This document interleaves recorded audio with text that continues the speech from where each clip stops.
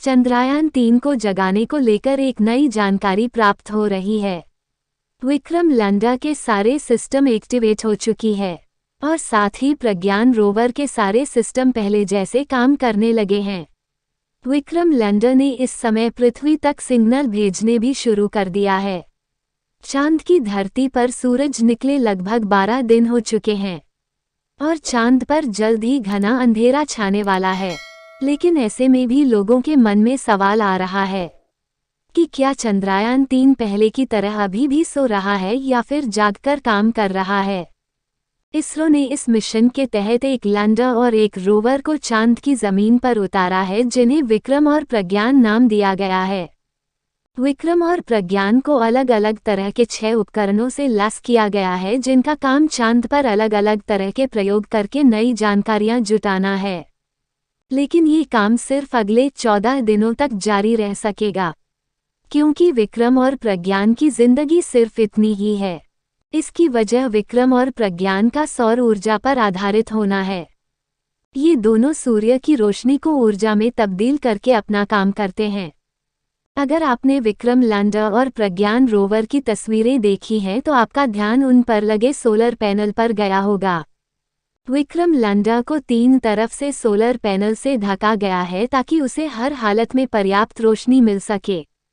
लेकिन ऐसा सिर्फ अगले 14 दिनों तक ही संभव है, क्योंकि 14 दिन के अंदर चांद का ये हिस्सा अंधेरे में डूब जाएगा। क्योंकि चांद का एक दिन पृथ्वी के 14 दिन जितना लंबा होता है। चांद पर बीती 23 अगस्त को सूरज उगा था, जो 5-6 सितंबर तक ढल जाएगा। इसके बाद चांद पर तापमान में भारी गिरावट आएगी, क्योंकि चांद पर पृथ्वी की तरह वायुमंडल नहीं है जो पृथ्वी को रात के वक्त गर्म रखता है। ऐसे में चांद पर सूरज उगने और ढलने के साथ तापमान में बेहद तेजी के साथ भारी अंतर आता है। इसरो प्रमुख डॉक्टर एस सोमनाथ ने बताया है, सूरज ढलने के साथ ही सब कुछ अंधेरे में डूब जाएगा।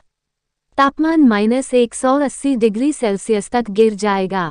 ऐसे में इस तापमान पर इन सिस्टम्स का सुरक्षित बने रहना संभव नहीं है।